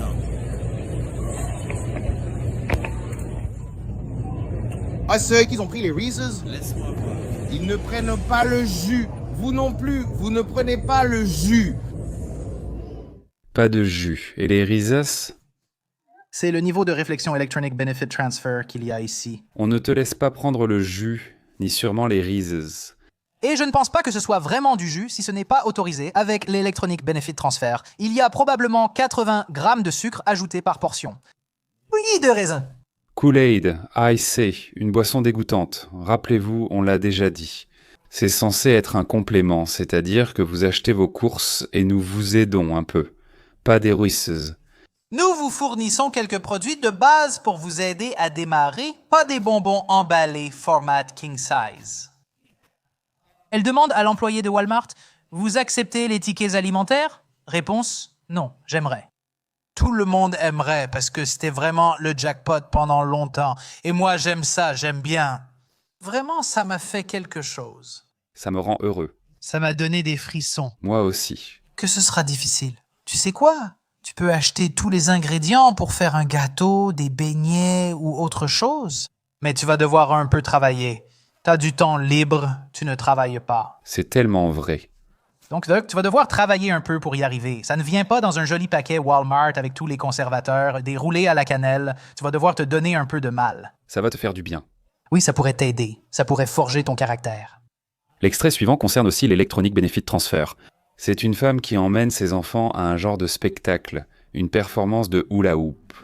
Ils disent bien que c'est parce qu'ils ont plus d'argent qu'ils peuvent faire des expériences, écrit avec un S au lieu d'un C. Je reçois des tickets alimentaires afin de consacrer mon argent à d'autres besoins et expériences. Pas de tickets alimentaires, pas d'argent en plus pour les besoins et les expériences. Ouais. Il regarde une femme qui fait du hula hoop. Donc tu subventionnes le fait que j'emmène mon enfant voir la femme au hula hoop. Et elle s'attend à ce que les gens soient de son côté là-dessus, ce qui, malheureusement, n'est pas mon cas. Peu m'importe le type de concert ou événement que fréquentent tes enfants. Ouais. Et elle a dit, mon argent en plus peut être dépensé pour des besoins et des expériences. Des besoins? Je pense que c'est la nourriture. Ouais. J'ai aussi ce sentiment, tu vois, comme on en parlait avant l'émission. Je doute que beaucoup de bénéficiaires de bons alimentaires pensent « Hey, tout le monde a de bonnes notes, non? » C'est comme s'il n'y avait pas d'urgence à la maison, tu comprends? Maman touche des bons alimentaires, non? Vous devez bosser dur. Obtenez un maximum de bourses quand ce sera le moment. Moi, je dois aller chercher les Reese's. Ils doivent vivre leurs expériences, même si c'est mal orthographié. Il n'y a pas vraiment d'urgence. Et c'est pour ça que j'aime le fait que nous changions ce programme de nutrition supplémentaire pour qu'il ne subventionne plus la vie de personnes paresseuses avec des bonbons et des produits de grande consommation. C'est un bon point. Je ne sais pas. Il n'y a pas d'urgence à s'en sortir ou à améliorer sa vie. C'est comme ça qu'on vit. Comment on gagne de l'argent? On ne travaille pas, mais on reçoit tous des aides alimentaires et on vit en logements sociaux, en se détendant toute la journée. Ouais, mais ils ont retiré les Reese's. Donc il faut s'adapter. C'est la galère aujourd'hui. Ce n'est pas facile. Et puis... maintenant, il faut prendre du vrai jus. On ne peut pas prendre cette merde sucrée. Des temps difficiles. Vivre dans le ghetto n'était pas facile. Nous avons aussi des mises à jour, notamment section 8. L'Electronic Benefit Transfer et le Supplemental Nutrition Assistance Programme sont en cours de réforme. Il y a aussi quelques changements pour la section 8. D'importants changements vont arriver pour le logement de la section 8 à partir du 1er octobre 2025, ce qui affectera des millions d'Américains. Et voici tout ce que vous devez savoir à ce sujet. Je m'appelle Diana, je suis agente immobilière en Californie et je parle de tout ce qui concerne l'immobilier en toute sécurité. Merci de partager et d'enregistrer cette vidéo. Le Congrès prévoit de réduire de 43% l'aide fédérale au logement, et cela affectera des millions d'Américains. Au lieu que le Department of Housing and Urban Development gère ce programme de bons à l'échelle nationale, ils enverront ces fonds à l'État sous forme de subventions globales, ce qui signifie que chaque État décidera comment dépenser ces fonds. Mais il s'agit d'un montant de fonds plus réduit, ce qui signifie que moins de personnes pourront bénéficier de cette aide. L'un des aspects les plus controversés de ce programme est qu'il y a une limite maximale de 2 ans pour toutes les personnes capables de travailler. Actuellement, il y a un contexte important. La famille moyenne reste dans ce programme pendant environ 6 ans, même si elle est capable de travailler. Donc c'est bien. C'est un début. Et nous l'avons fait avec l'Electronic Benefit Transfer. Nous avons relevé la limite d'âge, renforcé les exigences de travail et nous faisons la même chose pour le logement de la section 8. En moyenne, une personne reste 6 ans en logement section 8. La personne moyenne qui vit dans un ghetto profite vraiment de ça tout le temps. Alors, imaginez les personnes au-dessus de la moyenne. Ouais, 18 ans, tant que mon enfant est là. Au moins, c'est encourageant si cela finit par être mis en place pour toujours. Eh bien, c'est une autre bonne chose qu'il laisse plus de contrôle aux États. L'Arkansas se durcit déjà, coupe les Electronic Benefit Transfer et interdit bonbons, sucre et autres conneries. Et puis, un État comme la Californie va gaspiller l'argent et devra payer la différence s'ils veulent continuer leur section 8 gonflée et stupide, mais cette fois de leur propre poche, non? Donc, je ne sais pas. C'est un bon progrès, mec. C'est un programme qui devrait être bon et qui aurait dû être destiné à des causes et des objectifs nobles, mais nous sommes devenus une société à faible confiance où les gens abusent du système, reçoivent des cadeaux et un loyer gratuit, et ils font des enfants spécifiquement pour obtenir tous ces avantages. Et c'est un système d'incitation perverse qui a tout simplement été gâché. Très simplement, oui. Nous avons quitté l'Electronic Benefit Transfer, mais restons dans la décadence urbaine. Nous avons des gens en Californie, à Studio City, qui se défendent contre quelqu'un qui vole leur courrier et leur colis. Qu'est-ce qu'il y a, mon pote? Tu aimes voler du courrier? Tu aimes voler du courrier? Ouais, tu aimes voler du courrier? Hein? Tu aimes voler du courrier? Tu aimes voler du courrier, enfoiré? Attrapez ce connard! Dégage d'ici! Ouais, vas-y, où tu vas? Oh! Laisse-moi tranquille. Hein? T'aimes voler des trucs? Laisse-moi tranquille. T'aimes voler des trucs? Hein? Laisse-moi tranquille! T'aimes voler des trucs? Tu ne vas nulle part. Laisse-moi tranquille. Alors, ils lui ont bien fait la peau. Spray au poivre offensif. Ouais. Mais à mon avis, bon, je pense que la Californie poursuivrait peut-être la personne qui a utilisé le spray au poivre. Ok. Tu vois? Ouais. Genre, qui a des ennuis dans ce scénario? Oh, ce type a volé nos colis. On l'a eu. Police, arrêtez-le. En fait, vous avez utilisé une force injustifiée avec ce spray au poivre. Maintenant, c'est vous qui allez en prison. Ouais, mais est-ce que le voleur de courrier reste sur place pour parler à la police et s'assurer que des charges sont retenues? Je ne sais pas. Je ne pense pas, mais de toute façon, c'est comme un nouveau type de crime où les gens font tout ce qu'ils peuvent pour obtenir une clé universelle de boîte aux lettres, c'est-à-dire une clé de facteur qui ouvre toutes les boîtes dans une zone spécifique. Puis ils volent le courrier. J'appelle ça du spray au poivre offensif, une forme de justice de justicier. Vous savez, c'est à vous de faire en sorte que votre quartier ne soit pas simplement une cible facile, n'est-ce pas? Exactement. Ce type ne reviendra jamais voler ces gens-là. Je ne pense pas. C'est comme si vous vouliez que les voyous craignent la police, alors que cette crainte est aujourd'hui minimale. Mais il y a un deuxième aspect, c'est que ce sont simplement les citoyens, les civils du quartier qui ripostent. Spray au poivre offensif, tenue ridicule, il se fait tabasser. Je pensais qu'il volait des cartes de crédit et d'autres trucs pour arnaquer les gens. Et j'adore voir les gens se défendre, tu vois? Moi aussi. Le prochain extrait montre des gens qui se battent entre eux dans une station-service. Regarde la fin. Je crois que les filles étaient en train de voler, non?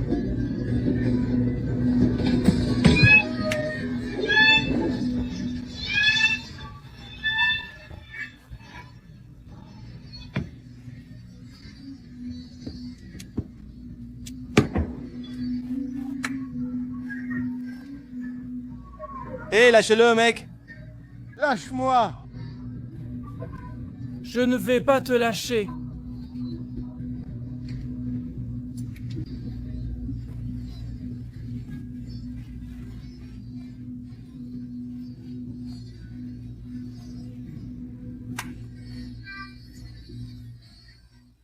Donc le garde a été attaqué par ce type parce qu'il a mis ses mains sur une femme qu'il essayait d'empêcher de voler. Ouais. Donc, ce type l'a attaqué. Et à la fin, tu peux l'entendre dire « Tu t'en prends aux femmes, mec. Tu t'en prends aux femmes. » Donc ils ont soudainement des principes. Donc, il y a de la moralité quelque part. Et ça s'arrête juste avant le vol. Mais ça s'applique quand tu poses les mains sur des femmes. Donc, le vol passe sous son radar moral. Mais poser les mains sur des femmes, c'est là qu'il doit attaquer les agents de sécurité. Oui, ils ont un code moral. Un flic le détruit, comme Dexter. Ouais. Genre, oh, je tue, mais je ne tue que des tueurs en série. C'est comme si, et puis l'hypothèse de base, c'est que tout le monde vole. Ensuite, il y a le code moral. Et pourquoi le policier ne l'arrête-t-il pas? Est-ce qu'il est comme un agent de la route ou quelque chose comme ça? Ou bien il n'a tout simplement pas la juridiction sur les supérettes? Il est peut-être juste fatigué. Ouais, je ne sais pas. Je ne sais pas ce qui s'est passé là-bas. Mais heureusement qu'il était là, je suppose. Et oui, le garde de sécurité risque sa vie pour ses bêtises. Je sais. Il gagne beaucoup moins que le flic. Et on en parlait avant l'émission. Tu sais que les Noirs n'aiment pas vraiment les trucs gays? Ouais. Donc ils ont comme un interrupteur d'intolérance dans leur tête pour des choses qu'ils ne tolèrent pas vraiment, mais ils ne l'utilisent contre jamais pour le crime, le manque de respect, bien parler, savoir lire, savoir faire des maths, savoir travailler et ne pas prendre l'électronique benefit transfert. Tu sais, il y a des choses qu'ils ne peuvent pas accepter. Ouais. Ouais, non, laisse-moi tranquille avec ces conneries de con. Ouais. Mais quand il s'agit de crimes ou de tirer dans le quartier, là c'est pas de balance, toujours. Ouais. Cela fait aussi partie de leur code moral qu'on apprend. C'est intéressant. Tout le monde vole, pas de balance. Ne la touche pas. Il y a comme une étrange pyramide de faits. C'est vrai, ce n'est pas cohérent. Pas du tout. Tout est simplement indépendant. Tu ne peux pas poser les mains sur une femme, mais tu peux voler tout le temps. Et si tu mets la main sur une femme pendant qu'elle vole, c'est la personne qui a mis la main sur la femme qui était le problème. Exactement. Donc c'est difficile de suivre. Non, ils aiment juste voler. Oui, En fait, c'est facile. tout le monde vole. Nouvelle hypothèse. Tout le monde vole. Et Electronic Benefit Transfer, c'est presque comme Tout le monde arnaque. le gouvernement vole en quelque sorte. Il suffit d'utiliser une fausse carte de crédit pour tout obtenir gratuitement. Il y a le vol et il y a la débrouille. Et la frontière entre les deux est floue. C'est sûr, très vrai. D'accord. Notre dernier extrait de Urban Decay est cette confrontation à l'hôpital. Voici un autre extrait mettant en scène un agent de sécurité pour vous montrer une histoire avec les deux agents. Mais ici, c'est un médecin ou un infirmier qui affronte un patient agressif. Dehors. Quoi, mec? Dehors. Qu'est-ce que tu veux, putain? Dehors, tu délires. Qu'est-ce que tu racontes? Et tu es sur le point d'être renvoyé. J'ai dit que tu ne peux pas manquer de respect à mon personnel, tu me le dis tout le temps. T'es complètement défoncé et tu parles mal aux gens, mec. Je m'en fous complètement. Je m'en fiche! Espèce de chien, je te jure sur Dieu, je m'entraîne pour ça tous les jours! Toy Story! Dégage d'ici, bordel! J'ai besoin que tu sortes. Tu vas te faire arrêter. J'ai besoin que tu restes dehors. J'ai besoin que tu sortes. Tu dis autre chose. J'ai besoin que tu sortes. Tu dis autre chose. Dehors. Dis autre chose.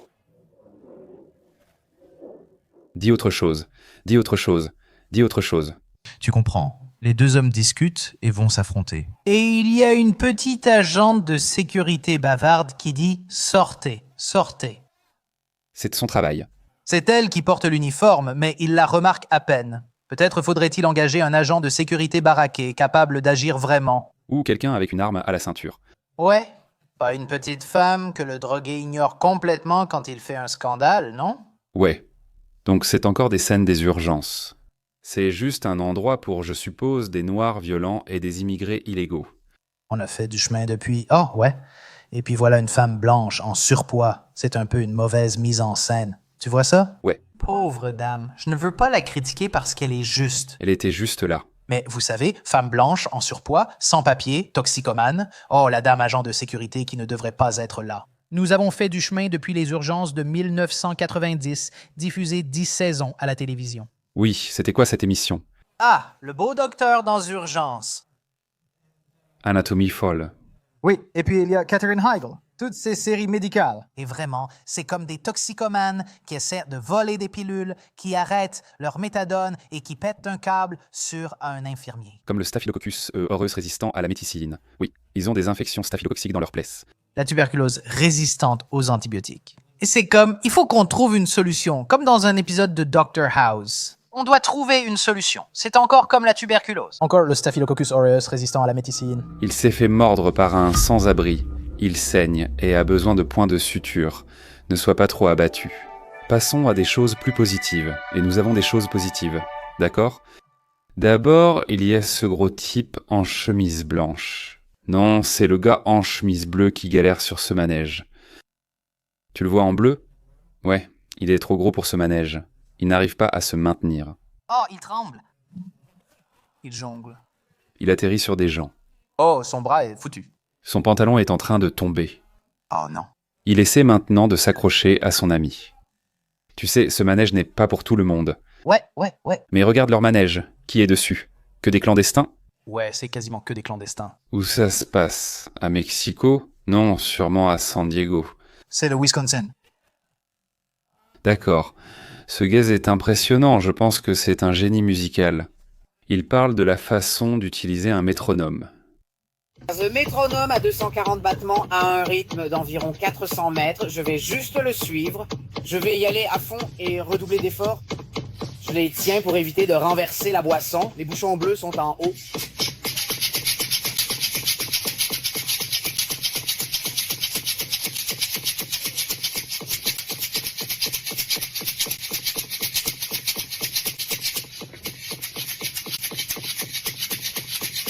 Il a perdu le contrôle à ce moment.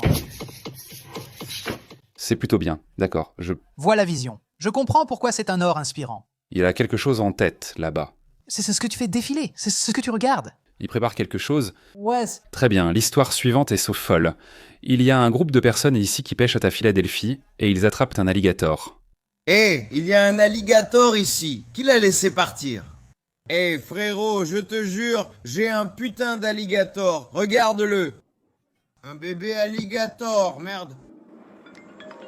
Eh, regarde ce que je viens de choper, bordel. C'est pas vrai, mec, c'est pas vrai. Mec, regarde ça, regarde-le. Oh, mon petit alligator. Oh, il va casser ma ligne. Oh, il va casser ma ligne. C'est vraiment cool. Ouais, un bébé alligator à Philadelphie. On ne voit pas ça très souvent. C'est rare. Probablement des personnes en situation irrégulière pêchent. Ça sonnait dominicain. Ça sonnait? Soit noir, soit dominicain. Ça sonnait comme quelque chose. Si mon racisme est affiné. D'accord. Ensuite, un chien de 5 livres, un poméranien, a chassé un ours hors d'une maison. Donc, l'ours est en train d'entrer. Juste un jeune ours noir, non? Et puis, il se fait chasser. Le poméranien persévère. Et le poméranien l'a fait sortir. C'est bien. Ouais, chasse-le. Il ne sait pas qu'il doit avoir peur de lui. Il ne doit pas avoir peur de lui. Oui, il y a un peu de bravoure. Il y a une citation, un plan violent exécuté rapidement vaut mieux que rien. Tu sais, c'est ce que le Poméranien faisait. Nous avons aussi trouvé une photo de lui. Il s'appelle Scout. Ce sont ses photos. Le voilà.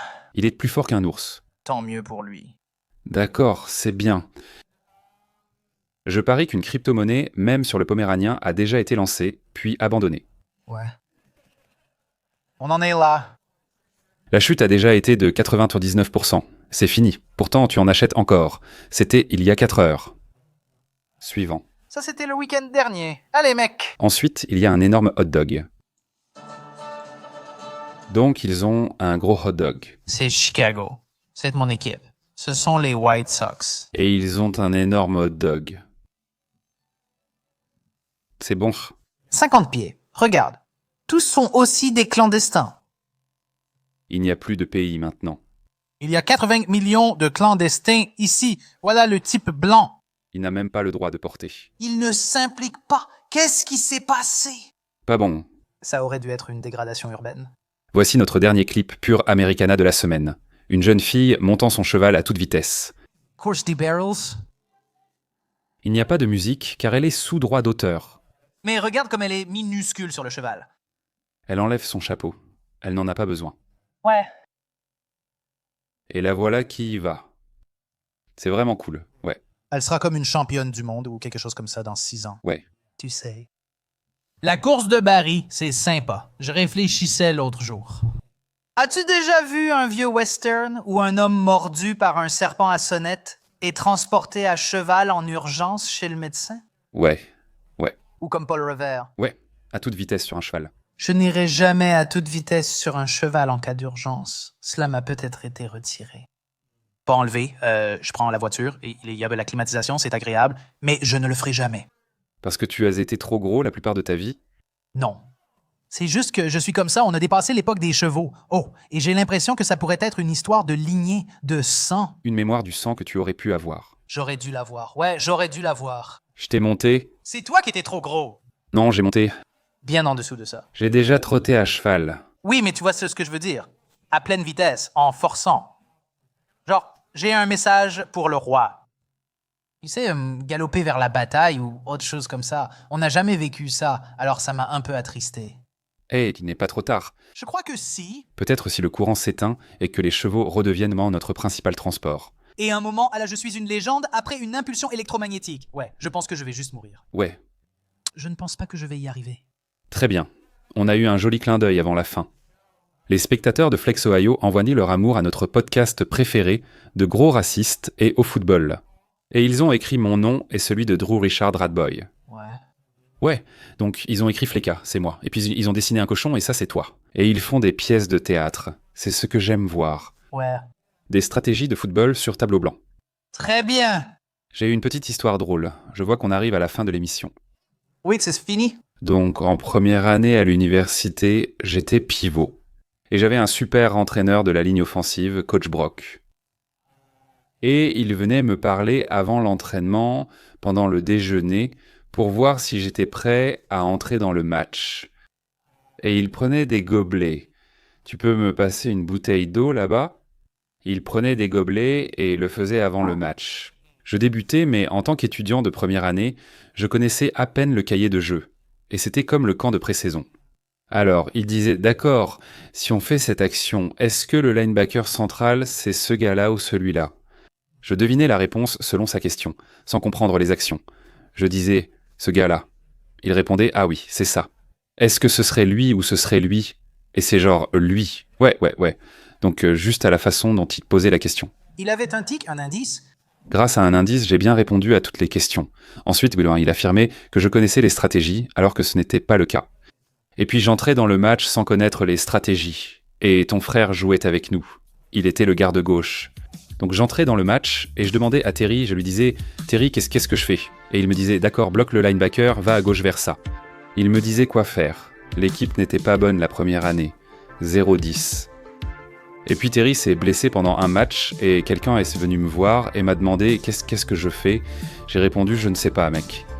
J'en sais foutrement rien. » Terry me disait tout. On approchait de la ligne, je disais « Terry ». Il répondait « Double équipe à droite ». Je disais « Ok » et ensuite « Je peux pas t'aider, mon frère. » Ouais. Très bien. Eh bien, c'est la fin de l'épisode. J'espère que ça vous a plu. Pour 30 minutes de bonus sur flextalks.com en ce moment, merci d'avoir regardé jusqu'au bout. Nous espérons que vous avez apprécié l'épisode et on se retrouve vendredi.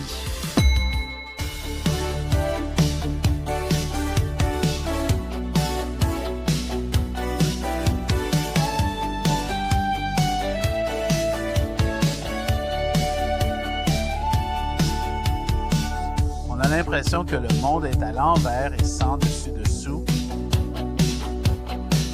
Activez les notifications et ensuite vous entendez le son. On se dirige vers la salle de bain. Vous savez, on doit y aller. Car Flecas, un gars rouge, vient de publier l'émission en ligne. Flecka parle, applaudissez le meilleur animateur du monde. Flecka parle, juste pour utiliser de l'alcool et chatouiller le poste. La seule façon de définir l'émission, le meilleur podcast d'actualité de tous les temps.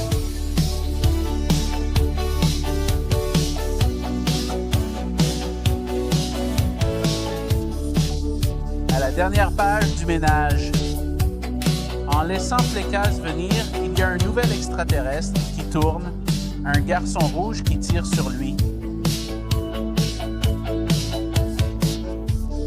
C'est exactement ce que les fans ne voudraient pas que vous voyiez.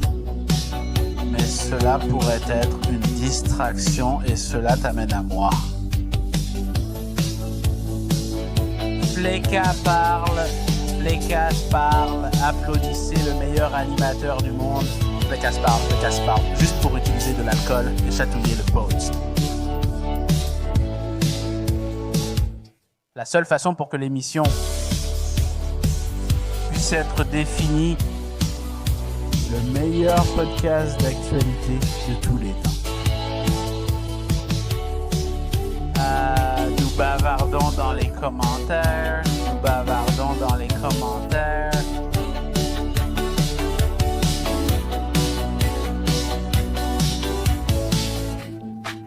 Ne vous laissez pas trop déprimer par le malaise de la semaine et la décadence urbaine.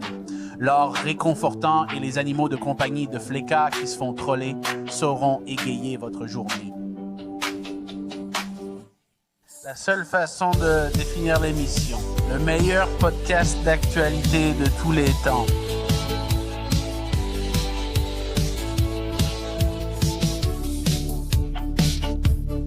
Il est temps d'investir pour garder la boîte postale pleine.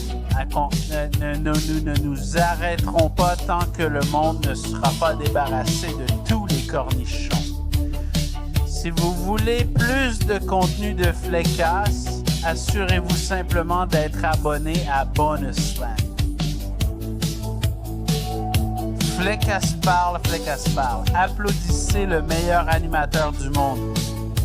Flecas parle. Juste pour utiliser de l'alcool et chatouiller le poste. La seule façon de définir l'émission, Le meilleur podcast d'actualité de tous les temps.